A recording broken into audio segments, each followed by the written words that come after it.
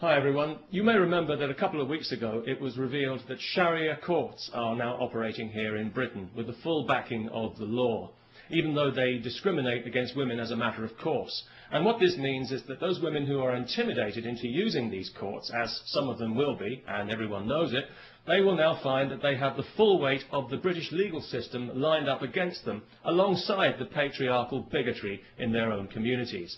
Those women who are cheated out of their just entitlement in these places, as some already have been, will find that they have no recourse to the real law to put things right. In other words, we are now accommodating Saudi Arabian legal principles here in Britain, just as we accommodate their corrupt business practices and their threats against our national security when we try to investigate them.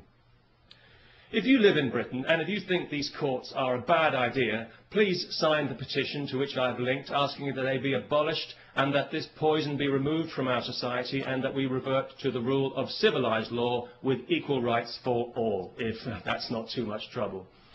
You know, over the last 11 years of this Labour government that we've had in Britain, the British people have seen their society subjected to social engineering on a massive scale by a misguided and arrogant liberal elite who, in their eagerness to fragment the fabric of our society, have actually succeeded in giving civilised values a bad name.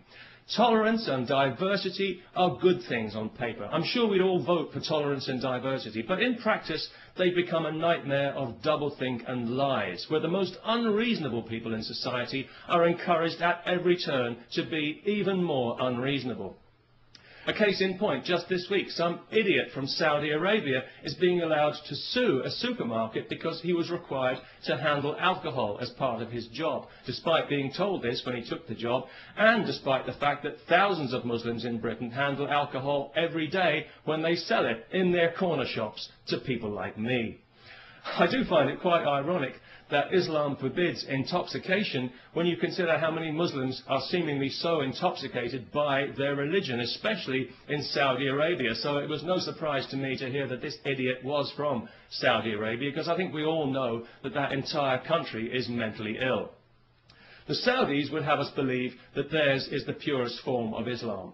Well, I don't know about that, but it's certainly the nuttiest form. It's barking mad, if you'll pardon the canine metaphor, and it's pig ignorant, even if you won't. It's got to be just about the nastiest belief system on this faith-obsessed planet, and it's a cowardly one as well, enforced by cowardly men who are afraid of women and whose only language is ultimately violence. They're absolutely pathetic, and history is already laughing at them. If the term human rights means anything in this world, then one day the Saudis will pay out as much in compensation for their abuse of women as the Catholic Church has for its abuse of children. And I'll certainly drink to that. Because I was out earlier today, coincidentally, buying some beer, not because I enjoy beer particularly, but because I know it offends Islam. Although it didn't seem to bother the Muslim shopkeeper I bought it from, maybe he was just being polite. Anyway, as I was leaving the shop with my beer, two women happened to walk past wearing burqas.